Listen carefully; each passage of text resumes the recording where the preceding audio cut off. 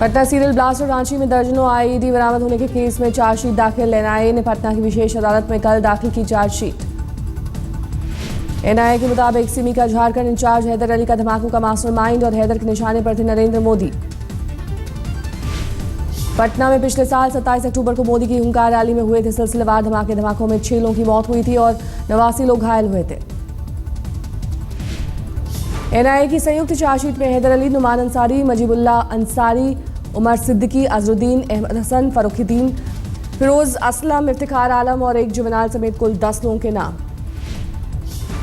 NIA के मुताबिक अभियुक्तों ने पहले भी रची थी मोदी पर हमले की साजिश, लेकिन कड़ी सुरक्षा के चलते नहीं हो सके सफल। एनआईए की चार्जशीट में शामिल हैदर अली समेत कुछ और अभियुक्त बोधगया में धमाकों के भी हैं आरोपी। बोधगया में सिलेंडर ब्लास्ट का हुआ था इस्तेमाल। एनआईए के मुताबिक बोधगया धमाके के बाद अभियुक्तों ने धमाके की नई तरकीब पर किया विचार। हुंकार रैली को निशाना बनाने के लिए अभियुक्तों ने सीखी थी बम बनाने की नई तकनीक। एनआईए के मुताबिक अलकायदा की इंस्पायर मैगजीन का लिया सहारा। सभी आरोपियों पर युवाओं को जिहाद के लिए तैयार करने का भी आरोप दिखाते थे जिहादी वीडियो। इससे पहले अप्रैल 2014 में एनआईए ने पटना धमाके में पहली चार्जशीट दाखिल की थी। इस चार्जशीट में इम्तियाजा अंसारी का नाम शामिल था। कैथल की शूटिंग के बाद पहली बार प्रधानमंत्री नरेंद्र मोदी से मिले हरियाणा के मुख्यमंत्री भूपिंदर सिंह हुड्डा। पीएमओ जाकर ली चाय की चुस्की। बीजेपी अध्यक्ष अमित शाह वृंदावन में आज उत्तर प्रदेश बीजेपी की 2 दिवसीय कार्य समिति की करेंगे शुरुआत। धारा 370 को छुए बिना मिशन कश्मीर पर निकली बीजेपी। टारगेट 44 का खाका तैयार। 25 अगस्त को कश्मीर जाएंगे अमित शाह। मिशन जम्मू कश्मीर में इस बार सरकार बनाने का है। मिशन 44+ है। जम्मू कश्मीर को हम 3 भागों में देखते हैं। एक लेह लद्दाख का एरिया है, दूसरा कश्मीर वैली है और तीसरा जम्मू रीजन है। हैदराबाद रैली में बीजेपी अध्यक्ष अमित शाह का ऐलान। तेलंगाना की सभी जरूरतों को किया जाएगा पूरा। हर बूथ पर पहुंचेगी बीजेपी। जम्मू के आरएसपुरा सेक्टर में पाकिस्तान ने फिर किया सीजफायर का उल्लंघन। पाकिस्तानी रेंजर्स ने बीएसएफ के 2 पोस्ट पर की जबरदस्त फायरिंग। बीएसएफ के अब्दुलिया और कारोटना कुर्द पर पाकिस्तान की ओर से जोरदार फायरिंग। रात भर दागे गए मोर्टार। बीएसएफ ने पहले रखा संयम, लेकिन जब पाक ने जारी रखी फायरिंग तो भारत की ओर से भी की गई जवाबी फायरिंग। पाकिस्तान के हमले के बाद आरएसपुरा में आसपास के बाशिंदों को किया गया विस्थापित। सुरक्षित ठिकानों पर पहुंचाने की कोशिश। जम्मू कश्मीर के पुलवामा जिले में सामने आई पाकिस्तान की नापाक साजिश। अखनूर सेक्टर में सुरक्षा बलों ने सीमा पर मिली 50 मीटर लंबी सुरंग।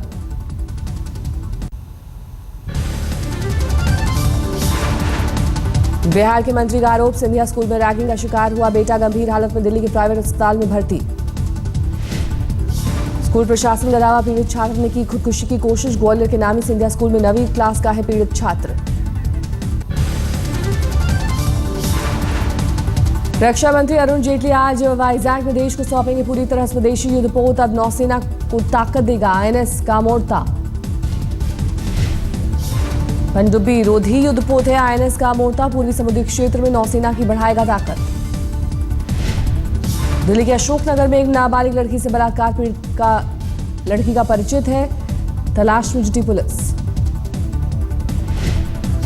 दिल्ली के एक होटल में मॉडल से बलात्कार करने के आरोपी को 14 दिनों की न्यायिक हिरासत। तिहाड़ जेल भेजा गया आरोपी सीसीटीवी के जरिए आया था गिरफ्त में।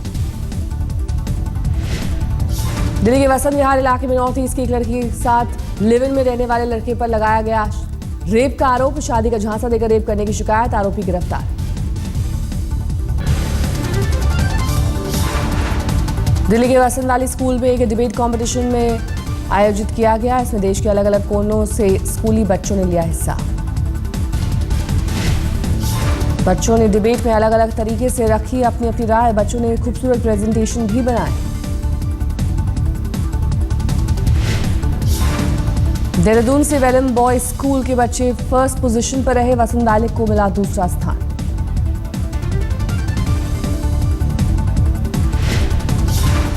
महिलाओं को जागरूक करने के लिए इंडिया टुडे ग्रुप ने शुरू किया खास अभियान मैं हूं शक्ति। पूरे देश में महिलाओं को जागरूक करने की कोशिश।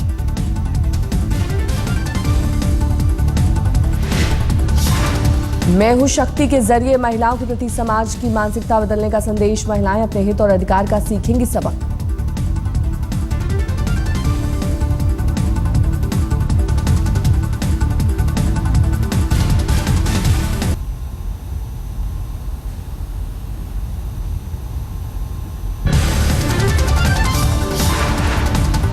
बिहार के मुख्यमंत्री जीतन राम मांझी का विवादास्पद बयान। दलितों से की अंतरजातीय शादी करने की अपील। कहा, अपनी सरकार के लिए आबादी में करें इजाफा।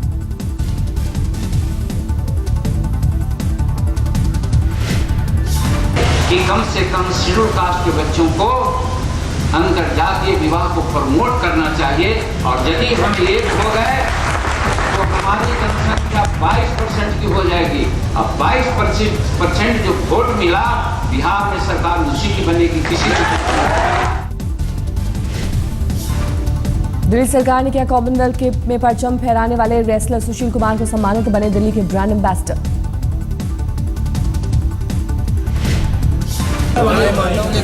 मेडल जीतने जैसी खुशी एक जिम्मेवारी है और जो जिम्मेवारी दिल्ली सरकार मुझे देगी मैं कोशिश करूँगा।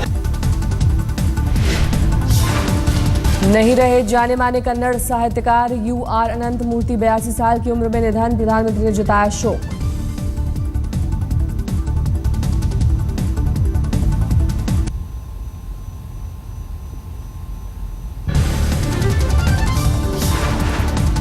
यूपी सरकार अब अपनी छवि चमकाने के लिए प्रोफेशनल कंपनी का लेगी सहारा। यूपी के सूचना विभाग ने प्रस्ताव पर लगाई मोहर।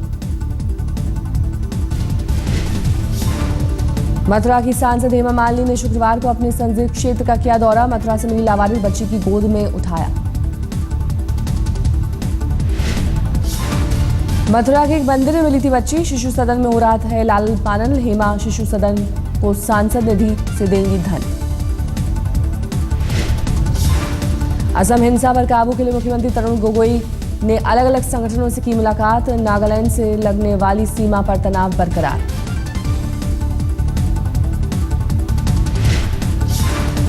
पूर्व IPS और झारखंड विकास मोर्चा के पूर्व सांसद डॉक्टर अजय कांग्रेस में शामिल। रांची के कांग्रेस भवन में आयोजित हुआ समारोह।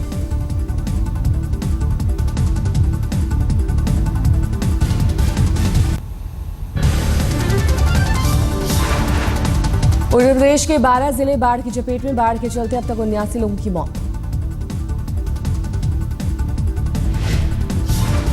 बहराइच, सिद्धार्थनगर, गोरखपुर में और गोंडा में सबसे बुरा हाल। गंगा और राप्ती उफान पर। गोंडा में सड़क पर रहने को मजबूर हुए लोग। जल संसाधन मंत्रालय ने राप्ती और गंगा के बहाव क्षेत्र को घोषित किया हाई फ्लड सिचुएशन। राहत बचाव के काम किए गए तेज।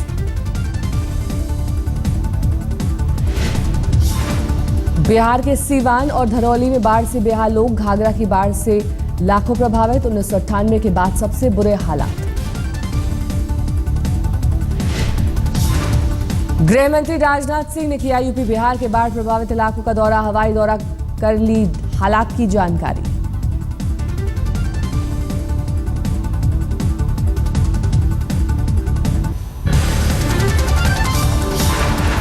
शहरी विकास मंत्री वेंकैया नायडू ने की मुंबई मेट्रो की सवारी। कहा, पूरी मुंबई में मेट्रो का जाल बिछाने की योजना बना रही है केंद्र सरकार।